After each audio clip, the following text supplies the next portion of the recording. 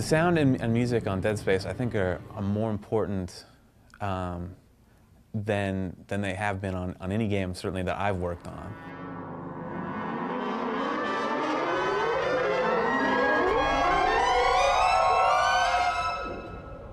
It's not creepy unless there's a reason for it to be creepy.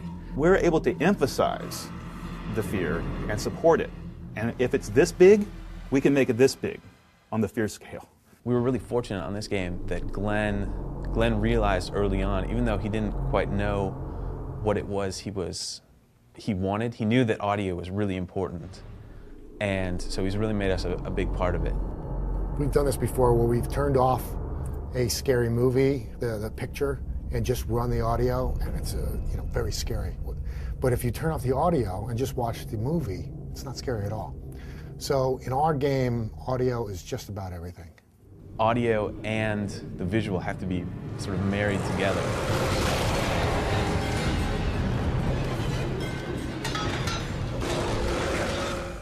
The way we make simple things scary is really not about the sound itself, it's about the situation.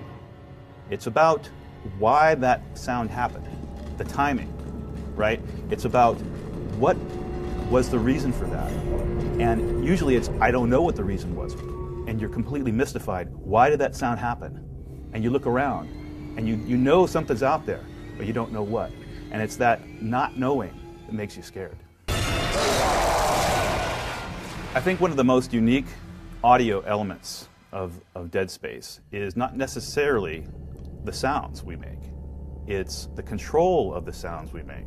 Well, the fear emitters is something that Don came up with a long time ago. It was sort of right at the very beginning of the game because we were trying to find a way that that was different than other games, that you could build up the fear, but also try and make it work with interactive. What the fear emitter does, it just controls things. It can control the lighting, it can control anything. But what we do is we use it to control the music. And some of the problems with doing an interactive game is that you would have the sound building up, then you would stop. The player would stop, and you still have the build-up. So with the fear emitters, what we were able to do is sort of have this cone of influences, and the closer and closer you got to an enemy, the louder he would get, the more scary he would sound.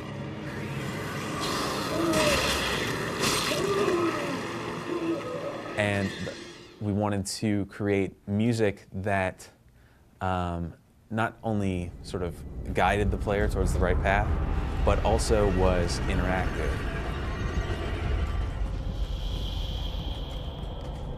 One of the things that's motivated us throughout the whole game is sort of reality, and as close to reality as you can possibly get. And we know that you don't really hear much in space.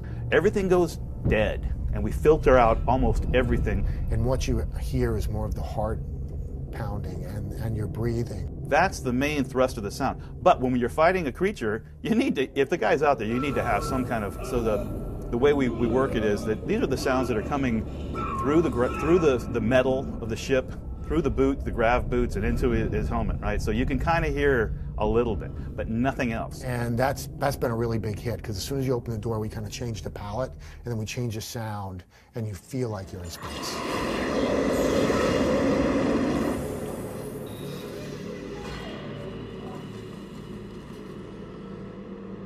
The way I tend to get the unique creature sounds is all about just experimenting. So the monsters in our game are sort of interesting in that they're all sort of based from the human form. And the coolest thing I think about doing the creature voices is really first understanding what the creatures are about. One creature, it starts off looking kind of small and intimidating, and actually use baby sounds and children yelling. But you mix it in with other creatures and panthers and things like that, and what you come up with is something completely different. Don kept saying, Glenn, I got this sound from the BART train. I've been writing it for years, and there's this horrible sound as I go under the bay in the tunnel, and I just want to use it. I'm like, all right, Don, go do it.